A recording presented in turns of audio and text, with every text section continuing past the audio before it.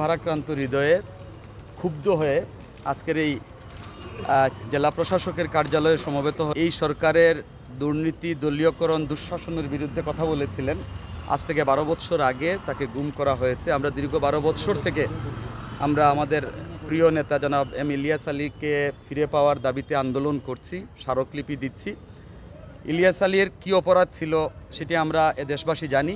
ইলিয়াস আলী টিপাইমুখে বাঁধ নির্মাণের প্রতিবাদে লং মার্চ করেছিলেন। ইলিয়াস আলী সেই ঐতিহাসিক রেজিস্ট্রি ময়দানে দেশনেত্রী বেগম খালেদা জিয়ার উপস্থিতিতে এই সরকারের দুর্নীতিবাজ মন্ত্রী ডান্ডাবেড়ি পড়াবেন এ ধরনের হুঙ্কার দিয়েছিলেন। তারা মনে করেছিল যে ইলিয়াস আলীর মতো নেতারা যদি জীবিত থাকে, প্রকাশ্যে থাকে, তাহলে তারা তাদের যে নীল নকশা সেটি তারা বাস্তবায়ন করতে পারবে না। আমরা দেখতে পাচ্ছি আজকের বাংলাদেশ যে জায়গাতে এসে দাঁড়িয়েছে সেটি এম ইলিয়াস আলীদের মতো নেতারা আজকে প্রকাশ্যে নেই, তাদেরকে গুম করা হয়েছে। এই কারণেই আজকে বাংলাদেশ এই পর্যায়ে দাঁড়িয়ে আছে। আমরা আজকে স্মারকলিপি দিতে এসেছি প্রতি বছরের মতো, কিন্তু একটা দুঃখজনক বিষয় হলো যে বর্তমান প্রশাসন আজকে সিলেট জেলা বিএনপির স্মারকলিপিটি গ্রহণ করার মতো মন মানসিকতা তাদের নেই। এরকম একটি পরিস্থিতির মধ্যে আমরা আজকে আছি। আমরা ইতিমধ্যে আমাদের জেলার সম্মানিত সাধারণ সম্পাদক জনাব ইমরান আহমেদ চৌধুরী এবং আমাদের ভারপ্রাপ্ত সভাপতি ইতিমধ্যে বলেছেন যে ইলিয়াস আলী ভাইকে ফিরে পাওয়ার জন্য জেলা বিএনপি প্রয়োজনে হরতাল সহ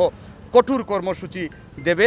এটি হচ্ছে আমাদের প্রতিক্রিয়া। আমরা সেই দিনের অপেক্ষায় আছি। আমরা বিশ্বাস করি জনাব এম ইলিয়াস আলী জীবিত আছেন এবং উনি আমাদের মধ্যে ফিরে আসবেন। সেই দিন অতি সন্নিকট। তার প্রমাণ এই যে আমাদের মানুষজন গুম হচ্ছে, খুন হচ্ছে, কিন্তু কোনো বিচার পাচ্ছে না।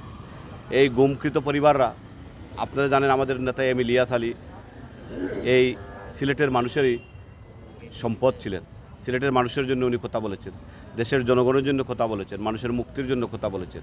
তারা চায় না কোনো উজ্জীবিত কণ্ঠ তাদের বিরুদ্ধে কথা বলুক, সেটা তারা চায় না, যার জন্যই তাকে এইভাবে গুম করা হয়েছে। আমরা চাই অবিলম্বে তার ফিরে আসুক, ওনাকে ফিরিয়ে দেওয়া হয়। এটা একটা রাষ্ট্রের দায়িত্ব। এইটা রাষ্ট্রের দায়িত্ব। কোনো নাগরিক যদি গুম হয়, একজন সংসদ সদস্য যদি কোনো গুম হয়, অবশ্যই তাকে ফিরিয়ে আনার দায়িত্বটা তাদের, অথবা তাদের ব্যাখ্যা করা তাদের দায়িত্ব। এটা আইনগত দায়িত্ব। যে আইনটা, যে অধিকারটা জাতিসংঘ আমাদেরকে দিয়েছে, জাতিসংঘ চার্টারে বাংলাদেশ সনদে দস্তখত করেছে, সাইন করেছে রাষ্ট্র হিসাবে, যে কোনো ধরনের ডিসঅ্যাপিয়ারেন্স, কোনো ধরনের বিচার বহির্ভূত হত্যাকাণ্ড সেটা সমর্থন করে না বাংলাদেশের রাষ্ট্রটি। সেটা জাতিসংঘের স্বীকৃত বাস্যমতো।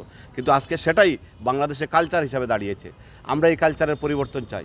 আমাদের যত বেশি গুম হোক, যত বেশি খুন হোক, আমরা প্রতিবাদের ভাষা কমাবো না। আমরা প্রতিবাদের ভাষা আরও শানিত করব। আমাদের প্রতিবাদের ভাষা আরও বড় বৃদ্ধি পাবে ইনশাআল্লাহ। সেই বৃদ্ধি পেতে পেতে একসময় এই প্রতিবাদের ভাষাটা গণভবনের ওয়াল পর্যন্ত আমরা পৌঁছাতে পারবো। এটা অত্যন্ত দুঃখজনক, যেটা আমাদের রেজাউল হাসান কোয়েস্টুদি সাহেব বলেছেন, অত্যন্ত দুঃখজনক। আমরা স্মারকলিপি দেব। বাংলাদেশ জাতীয়তাবাদী দল বিএনপি দেশের গণমানুষের দল, একটি রাজনৈতিক দল, বাংলাদেশের সবচেয়ে বৃহত্তম রাজনৈতিক দল। সেই দলের সিলেট জেলার সিনিয়র নেতৃবৃন্দ, আইনজীবীবৃন্দ আমরা গিয়েছি ওনাকে রিসিভ দেওয়ার জন্য, কিন্তু উনি সেভাবে আমাদের রিসিভ করেন নাই। ওইটা তাদের দেউলিয়াত্বের প্রকাশ। তার থেকে তো প্রমাণ হয় যে প্রশাসন এই ইলিয়াস আলীকে ফিরিয়ে দেওয়ার জন্য, তাদের তদন্তের জন্য, তাকে খুঁজে বের করার জন্য তারা আগ্রহী নন। সেটা থেকেই বোঝা যায়, সন্দেহ প্রকাশ, আমাদের মাঝে সন্দেহ হয় যে এই সাথে, এই ইলিয়াস আলী গুমের সাথে প্রশাসনের কোনো না কোনোভাবে জড়িত থাকার সুযোগ আছে। আমরা চাই অবিলম্বে আমাদের নেতা ফিরে আসুক, ফিরিয়ে দেওয়া হোক। পাশাপাশি দিনার, ইফতেখার আহমদ দিনার, আমাদের স্নেহাশীষ ছোটো ভাই জুনেদ আহমদ, আনসার আলী সহ তারা সবাই যাতে ফিরে আসুক, সেটাই আমাদের দাবি। ইনশাআল্লাহ সেই দাবি বাস্তবায়নের লক্ষ্যে আমাদের নেতা দেশনায়ক তারেক রহমানের নেতৃত্বে আমাদের যে চলমান গণতান্ত্রিক আন্দোলন, অধিকার আদায়ের আন্দোলন, ভোটাধিকারের আন্দোলন, এই আন্দোলনকে সারিত করে আমরা ইনশাআল্লাহ ইলিয়াস আলীকে আমাদের মাঝে আবারও ফিরিয়ে আসবো, সেই শপথ আজকে আমরা নিচ্ছি। প্রতিকূল কর্ণপাত করে না। আপনারা গত নির্বাচনে দেখেন না, সারাটা দেশের মানুষ একজোট। ইভেন 35টা সেন্টারে কোনো ভোটারই যায় নাই। এখানে কি আওয়ামী লীগের লোকজন ছিল না? নিশ্চয়ই ছিল। এই দেশের মানুষ এই সরকারকে চাচ্ছে না। এই সরকার তার ক্ষমতার দাপট দিয়ে জোর করে মসনদে আছে। আমরা ইলিয়াস আলী এই সরকারকে ফিরে দেবে এটা আমরা আশা করতে পারি না। এটা আমরা প্রচলিত রীতি অনুযায়ী, রাষ্ট্রীয় কালচার অনুযায়ী আমরা স্মারকলিপি দিয়েছি। আমরা আমাদের নেতা ইলিয়াস আলীকে ফিরে পাওয়ার জন্য মহান রব্বুল আলামিনের কাছে আমরা প্রার্থনা করতেছি।